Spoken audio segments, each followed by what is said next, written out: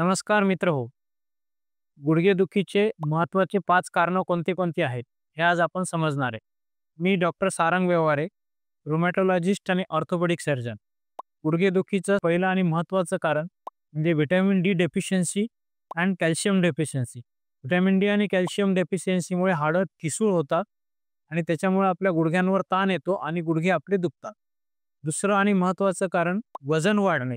वजन वाढल्यामुळं आपल्या गुडघ्यांवर ताण येतो आणि त्यामुळं आपले गुडघे दुखतात. तिसरं आणि महत्त्वाचं कारण कुठल्याही प्रकारचा आर्थरायटिस किंवा संधिवात असणे, ज्यामुळे गुडघ्याला आतून सूज येते आणि गुडघे दुखतात. चौथं आणि महत्त्वाचं कारण म्हणजे कार्टिलेज डॅमेज होणे.